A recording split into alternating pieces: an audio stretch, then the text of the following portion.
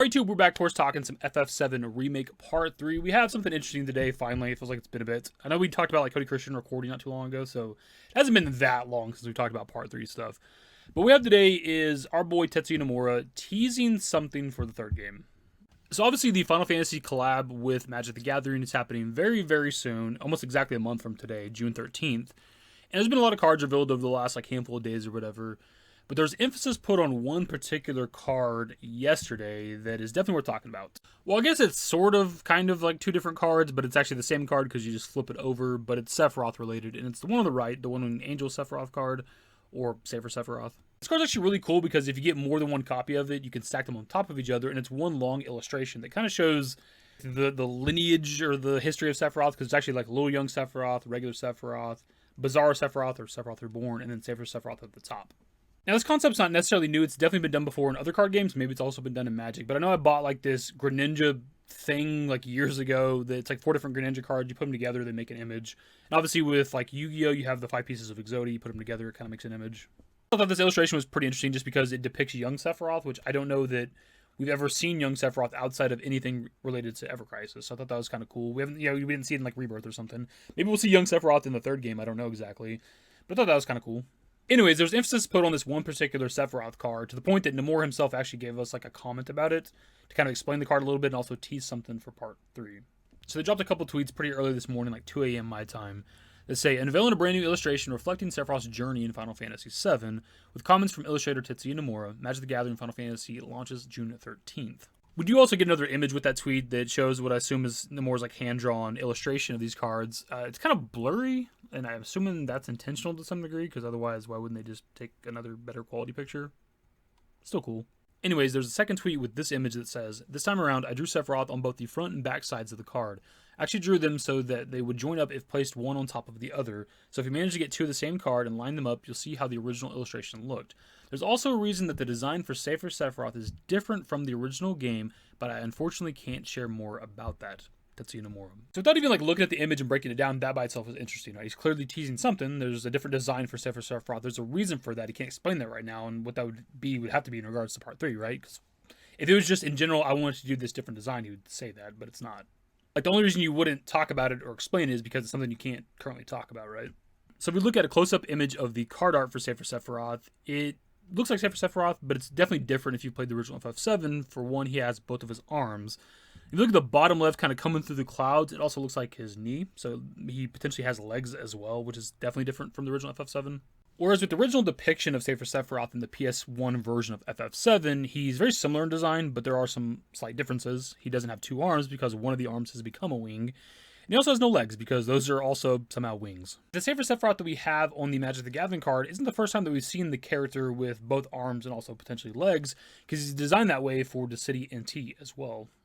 Dissidia NT being one of many games, of course, that Nomura has done character design work for. So I don't know if potentially he's a fan of this design of Safer Sephiroth. Maybe he likes the Dissidia NT version more than the original depiction of Safer Sephiroth. I don't entirely know, but we've definitely seen him with arms and legs before. Also, a sword. Now, the Dissidia NT design and the Magic the Gathering design aren't one-to-one. It's not like he's just copying the Dissidia NT design. Because with that version, there's metal or something on kind of the right half of his body, but also the legs. And when you look at the Magic the Gathering art, he looks very normal, other than obviously the wings and all the godly shit. He just looks like a regular kind of human body. Maybe it's possible that he was just kind of inspired by the Dissidia NT design, not necessarily trying to copy it or whatever. But it does seem to imply that there will be a Safer Sephiroth in the third game that has arms and legs, which I'm hoping is just maybe a version of him that we fight. I still hope to fight this version of Safer Sephiroth. It's something I've been wanting since 2015 when they announced that they were doing the 7 Remake project. I was hoping to fight this guy right here, right? This gigantic god version of Sephiroth that is made up of mostly wings and a little bit of Sephiroth. What I'm kind of hoping for is that maybe the arms and legs version of Safer Sephiroth, if we see that in the third game, is just kind of a phase in the fight or something. Maybe we fight regular Sephiroth, beat his ass, cutscene or whatever. He turns into a smaller version of Safer Sephiroth with the arms and legs. We beat his ass again, and then turns into the gigantic god version that we're all hoping to see. Because I hope that the arms and legs version, the kind of humanoid Safer Sephiroth, isn't what he's gonna look like totally. I wouldn't hate it, I guess, but I want the kind of almost biblically accurate angel version of Safer Sephiroth, right? Where he's just a bunch of wings for some reason. I think it's a really cool design, and I'd like to see that depicted, obviously, fucking 4K modern day graphics and shit. I don't want just like kind of a regular looking Sephiroth that just has a bunch of like additional wings, right? I want his fucking wing legs. Give me that shit.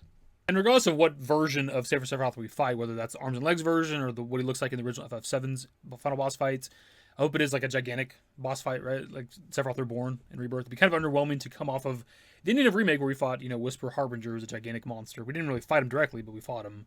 And then fought Sephiroth Reborn at the end of Rebirth, and we get to the end of the third game, and if we're just fighting like regular Sephiroth-sized Safer Sephiroth, that'd be very underwhelming. So I do hope we fight, obviously, a gigantic god version, whether he has arms and legs or not. Also, we'll be fighting the weapon enemies throughout the third game, which will be presumably gigantic boss fights as well, right? So, like, I assume we'll be fighting a gigantic Sephiroth at the end of the game. Whether or not he has arms and legs, I guess, is the question. I will say, though, and this isn't me complaining, it's just my thoughts. I don't know how I feel totally about them showing us kind of an early sneak peek of what is presumably the final boss of the game. We know it's supposed to be that, so it's not that big of a surprise, but, like, imagine if within the marketing of Rebirth they were showing us Sephiroth Reborn, right? Or Bizarre Sephiroth. Like, that shit was a nice surprise. And I guess we know what the final boss is supposed to be for the third game, so it's not the biggest deal, but it's like, Whisper Harbinger, I mean, say what you will about that aspect of the story and shit, but, like, if we'd seen that in the marketing of the game before we actually played it, like, that'd be kind of weird to, like, kind of show that, spoil that and shit, so it's kind of I don't know how I feel. I'm not, like, upset about it necessarily, but I'm also, like, I don't know how I feel either. Like, I want to see that shit for the first time when I play the game. I don't want to see Safer Sephiroth or any depiction of Safer Sephiroth in the trailers, the marketing, key art, nothing. I want to see none of that shit. I want to see it for the first time as I'm playing the game. And we know, too, because of the Magic Gathering stuff we talked about on the channel, that when it comes to FF7 specifically, they are showing different stuff from the original FF7, but also the remake project, right? They're not just doing one or the other. So you could have just given us the depiction of Safer Sephiroth from the original game and not shown us, like, Part 3 stuff. I'm not mad about it because it gives us something to talk about in regards to Part 3. I'm obviously happy about that.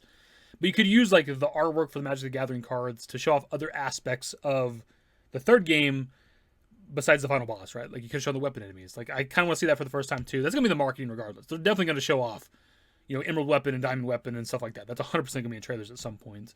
And I'm kind of fine with that, I guess, because I do want to see what that looks like. But just, I don't know, something about showing the final boss of a game to some degree before we actually get to it is just, I don't know how I feel about that. Anyways. Something else I think is maybe worth mentioning is the interactions between the Sephiroth card and one of the Aerith cards that's actually, like, lore accurate to FF7 in terms of Sephiroth killing Aerith, which I think is pretty cool that that's a thing in the card game.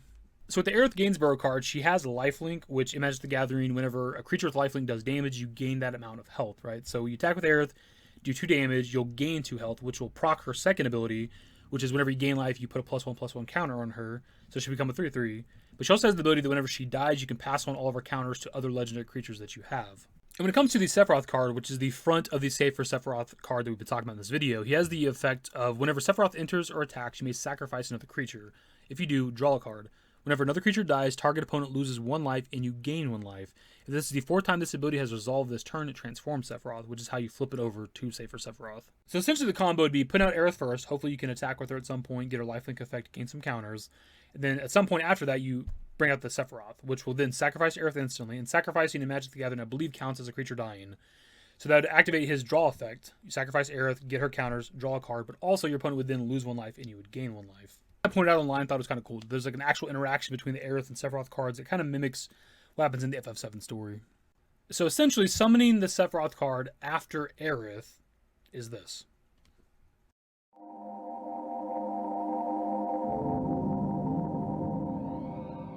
But my dudes, that is pretty much the video. So of course, pass off to you guys with your thoughts on getting kind of a sneak peek at Safer Sephiroth with this Magic the Gathering collab. I'm glad something like kind of came from this. Like, the collab itself is cool. I'm a card collector. I like Magic a bit. Obviously, I love Final Fantasy. It's cool that this is happening, but the fact that we're kind of getting something from this in terms of, like, information or news or anything in regards to the remake project, it's pretty damn cool. Just one or two if we're going to get any other kind of, like, sneak peeks or anything from other cards with this collaboration, right? Like locations or bosses or monsters or kind of anything that we've yet to see with the first 2 games in the trilogy. Anyways, dudes, that's the video. Subscribe to the channel if you guys are new, so in the description below. Follow me on Twitter, @SaberYT. That's it. Bye.